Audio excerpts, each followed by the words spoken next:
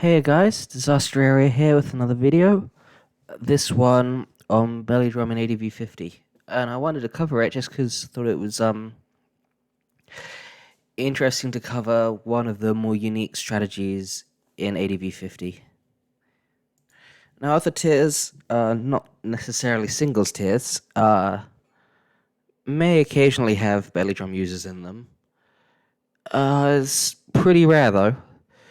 The most significant example I can think of in standard tiers really is in GSCOU, where drum lax has even then hardly been a factor, at least not as much as it was like well over a decade ago when sort of drum lax store was the dominant thing. And we're talking like maybe 20 years ago nearly at this point when that era was, I think. I'm not quite as encyclopedic as PKC on that stuff. It's a bit further removed for me than it is for some players. I've only been playing competitive Pokemon for 8 years. I'm freaking part of the furniture, but you know, still sprightly and young. I swear. Uh, but yeah, what makes one of the things which makes ADV 50 special is the fact that there's not one but two good belly drum users. I would say that Lanoon is the best belly drum user in the tier without it really being close, but Clefable as a drum user is viable as well and has its interesting upsides. Um, so I guess I want to just sort of like first look at the stat spreads and discuss sort of how they operate as drum users. With Lanoon, it's very much one and done, which is kind of how it normally is with belly drum users, but Clefable's different in that regard, that it's not necessarily. It is one and done, but it has some extraordinary traits that make it just incredible when it sets up. The fact that it has stab extreme speed in a tier with very little priority, certainly none that beats other Lanoon, short of other Lanoon, which are faster than a given Lanoon in the first place. Basically, what I'm saying is that like Lanoon's extreme speed is just not going to go second unless the opponent uses like protect. And while its PP isn't great, it's usually more than enough. But obviously the tier's not just got Pokemon that are neutral to normal. There's resists to it as well. But first of all, Lanoon outspeeds all of them with Adamant, which makes the whole thing just like that little bit scarier. And it's got Shadow Ball for Misdreavus, and then Hidden Power Ground hits the Rocks and Steels at least neutrally. For like Fortress and Armaldo, it is only neutrally, but Steelix and Aggron, it's a bit worse, for example. So there's really not a whole lot of Pokemon that can actually take a +6 Lanoon attack from full. Armaldo's one of them, like Credilli, Fortress, maybe some other things I'm forgetting. I think Steelix can as well, just barely. There's very few things that can take a setup Lanoon attack. So by that by that measure, it's a pretty scary sweeper, and you know I think I don't know that its usage is amazing. From the last tournament, it wasn't, but I think during the course of like the off-season tournament was when Lanoon really sort of started to get explored a bit more, and prominent drum teams started to be built with it and making their way into the tournament. Which I'll be getting into some examples in a bit. But yeah, it's a very threatening sweeper, and it's just a case of can you set it up successfully. You could boost its attacks as well. I would say the Silk Scarf's not worth it, as just everything that you're not hitting with coverage will topple to extreme speed. It's kind of just like that simple without it. So, I mean, you could run like Soft Sand to boost that Hidden Power Ground and hit Steelix even harder than Fortress. And I mean, that's not awful, but normally it runs Lumberry, since it really can afford to. you don't want to be status and stop from sweeping in that way, and it means that Pokemon like I don't know, Vile Plume or whatever can't like just stun Spore or Thunderwave you as you set up and hope to beat you through full paralysis. And heck, it even gives you like potentially a setup opportunity on like weak Pokemon that can only throw out like permanent status, like a Spadef Vileplume could. So yeah, generally you see like Lumberry, Extreme Speed, Drum, HP Ground, and Shadow Ball, and it's a monster. We'll sort of get when we look at the team builder, we sort of see like how do you support it, because most Pokemon like with that bulk, it's not horrific. It's not a Sharpedo or a Deoxys attack, but it's pretty frail. So you do need to work to generate setup opportunities for it. Plus, also spikes limit that even more. If the spikes up, it's even easier to KO. If there's no spikes up on the opposing side and you go too early, then Pokemon can survive your attacks and retaliate in some way and so on. So I mean, there is a lot of counterplay to it. But yeah, we'll see. There's a few different ways to support it. Clefable though is a very different beast. I would say it's not as threatening, but what makes it good is that it can go again and again since it's got soft boiled. Typically the sets like Belly Drum, Return, Soft Boiled, and then Medium Mashes that hits everything besides Fortress, I think, at least neutrally. So it'll hit and Steelix as well. It'll hit most things at least neutrally. It will hit Mistravus. I really can't speak tonight. I'm feeling a bit funny as well. But it'll hit Mistravus and it'll hit the Rocks and Steels at least neutrally for the most part. Well, it'll hit the rocks, and if you're lucky, the steals.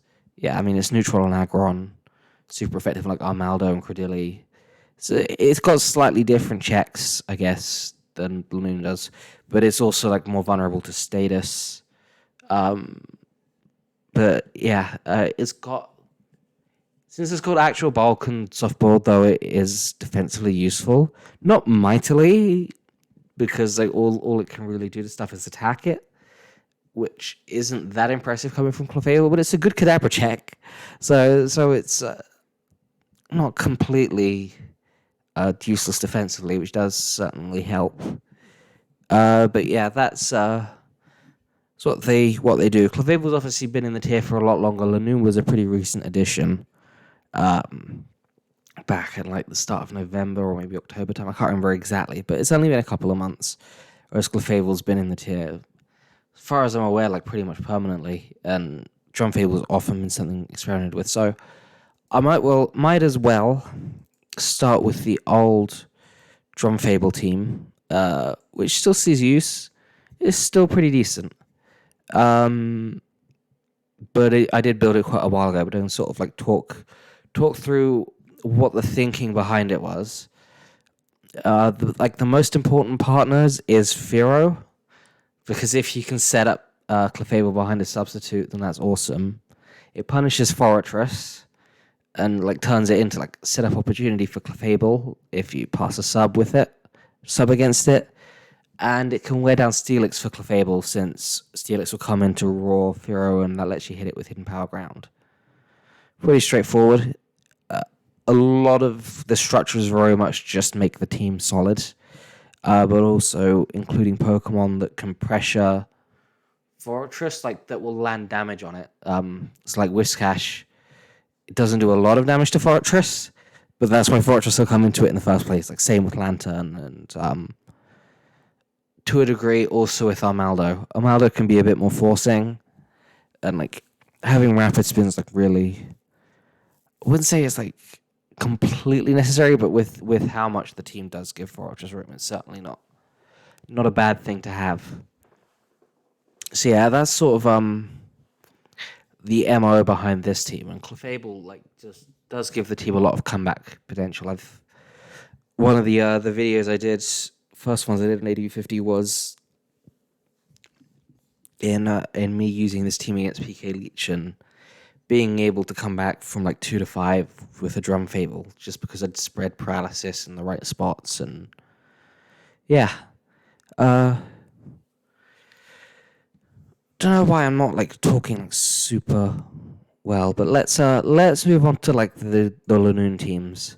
Uh, this one previous it's a bit of an evolved team, like because Sceptile was only just added. Like this team in its current form hasn't been used in tournaments at all yet. Plus, like the addition of Electrode, like previously, though, you could have considered a Manectric there. But anyway, let's sort of go into like how this team supports like Lanoon, because what you can see here is this is a proper fast defense. I mean, you've got like Sceptile's one of the fastest Pokemon in the tier. Golduck's one of the most threatening.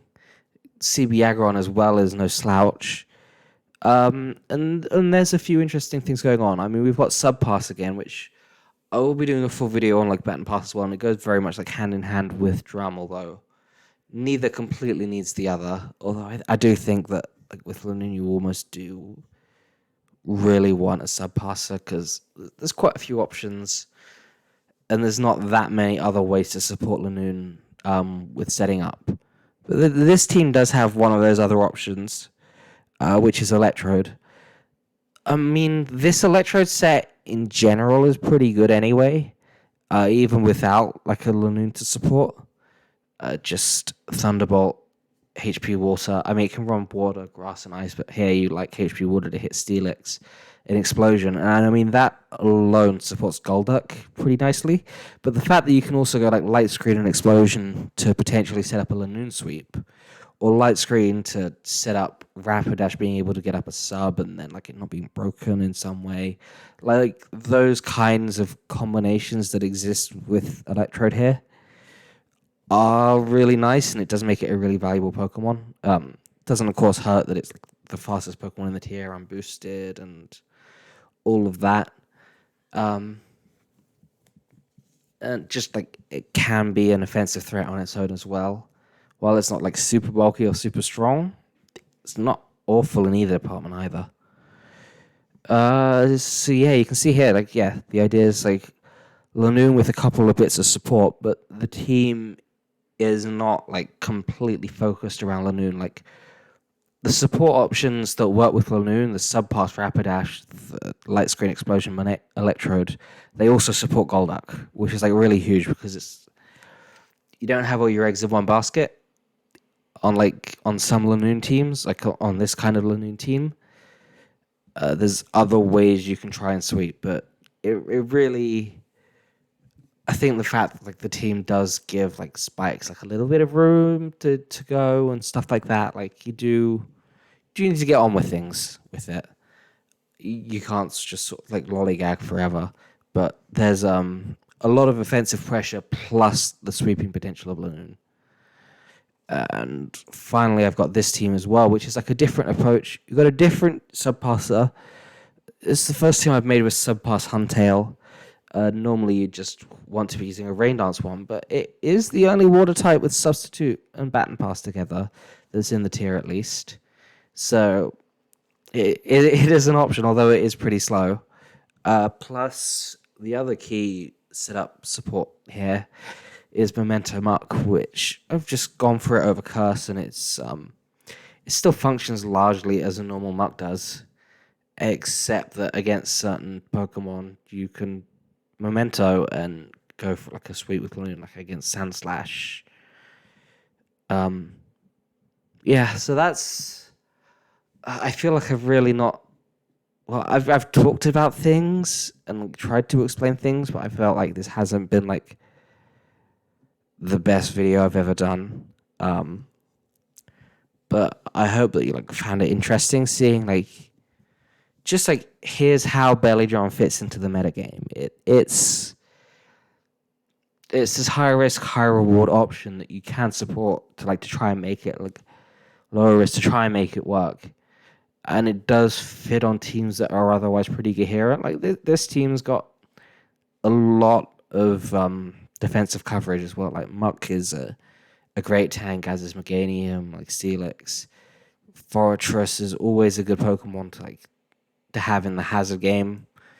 But this one's just got like endless offense. This one's very stable. Like you are able to fit a drummer and keep like everything else that your team wants going as well.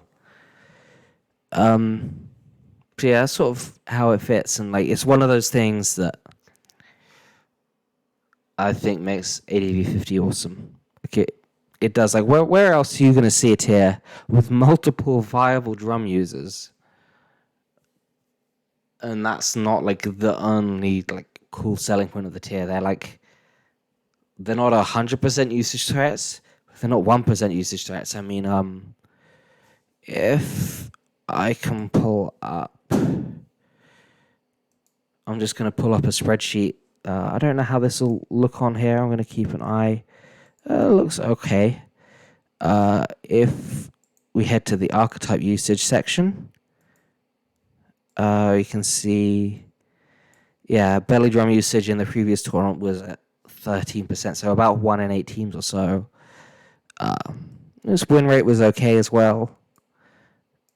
Well, not for that one drum offense team, but it's a substantial archetype. It's an archetype you'll see, an archetype you'll use, but it's also not dominant. And like that's part of, I think like this chart like kind of explains to me why do I love ADV 50. You can use just everything in it. Drum bass teams, the boom bass teams, I feel like a lot of those are sort of players with less experience with the tier, like making this, because I think it's hard to make actually a good boom team in the tier harder than like anything else here. But like rain, sun, paralysis, abuse, baton pass. There's a lot of options, a lot of archetypes out there in this tier, and yeah, just like the sheer variedness, and having some of these traits that you don't normally see. You don't normally see drum teams in a tier, and if you do, then they're like the GSC like Drumlax thing. Yeah, I guess like honestly, like maybe my knowledge is like a bit limited on it, but certainly in like first 5 or 6 gens of OU, which I do know a bit better. Like belly drums, like not really seen. I don't think it's really seen much in like below it is either. But yeah, I mean, feel free to sort of like comment below like examples of other tiers where belly drums good.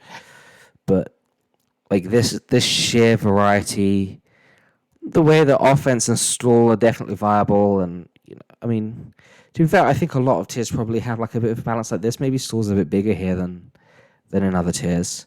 But yeah, it's a really varied tier. Yeah. Oh, I feel like I'm repeating myself like 16 times, like my name's like BKC or something. Gotta get a BKC reference in about once a video. He's a homie, and like I love his YouTube content, and he's got his funny quirks in his videos that we love. Anyway, I think I should sign off before I say anything else stupid. Yeah, come and check out the tier. Seasons have started, pretty much. You can see, like, the video previous to this is about how the season's open to signups now. And yeah, come and get involved. That's kind of it. Like, comment, subscribe. And I'll see you on the Discord, I hope, and in the next video. Bye-bye.